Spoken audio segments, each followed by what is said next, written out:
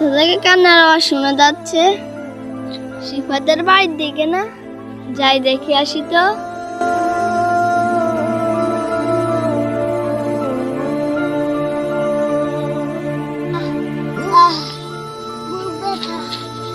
সিফাত, তোর কি হয়েছে? বুক ব্যথা ভাই, বুক ব্যথা। তোর ভাই কোথায়? ভাই মনে হয় রাস্তায়। আচ্ছা, আমি ডাকে নিয়ে আসি। আহ আহ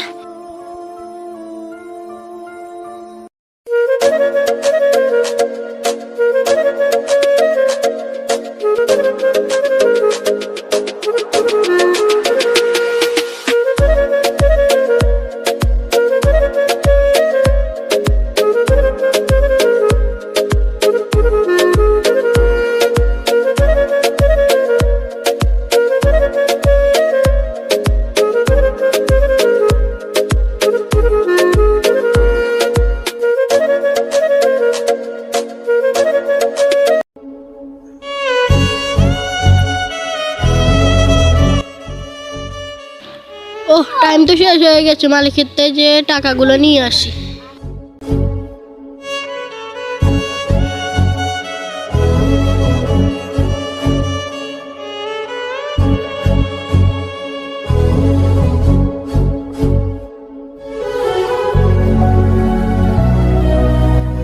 কি রে, কি হয়েছে?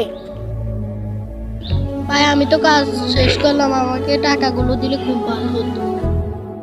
আজকে না, কালকে নিস। ভাই, আমার ভাই অসুস্থ, প্লিজ। আরে উঠ উঠ উঠ। আচ্ছা, দিতে আসি। ভাই, আমি তো পালা 1500 টাকা, আমাকে দিলেন 500 টাকা। এখন হবে না, যা কালকে নিস। ভাই প্লিজ, আমার ভাই অসুস্থ। স্যার, তোকে আমি বলছি না একবার টাকা দিতে পারবো না? যা।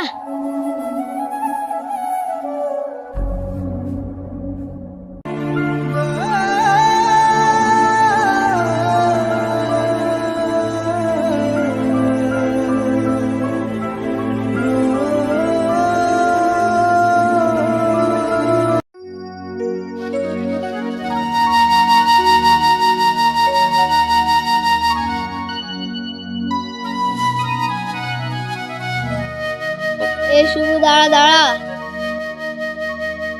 তোর বাড়িতে বুক ব্যথা আরো বেড়ে গেছে। চল চল। আর দাঁড়াইছিস কেন? চল। কিন্তু আমি তো আমার ভাইয়ের জন্য টাকা ম্যানেজ করতে পারিনি। আরে চল, টাকার এক ব্যবস্থা হবে। ভাই ভাই, আমি আইছি। তোর কি হয়েছে? তোর বুক ব্যথা আরো বেড়ে গেছে? হ্যাঁ ভাই, বুক ব্যথা আরো বেড়ে গেছে। আমি যে বাবা হোক তোর জন্য টাকা ম্যানেজ করব। ভাইয়া, পানি পানি। তুই পানি খাবি? আমি আনতেছি। আচ্ছা পাবেল, গরিবদেরকে আল্লাহ কষ্ট দেয় কেন? শুভ, গরিবদেরকে আল্লাহ সুখও দেয়, দুঃখও দেয়। দেখবি তোরও একদিন সুখ আসবে। হ্যাঁ, আল্লাহ যেন তাই করে। আল্লাহ যেদিন বড় লোক দেয় সেদিন এমনি হবে।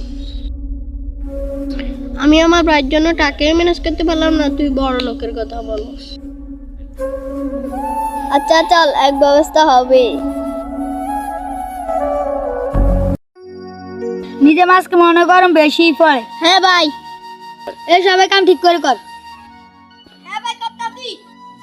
ভাই, ওই গরিব ছেলেটা নাকি আপনার নামে সবার কাছে বিচার দেয়।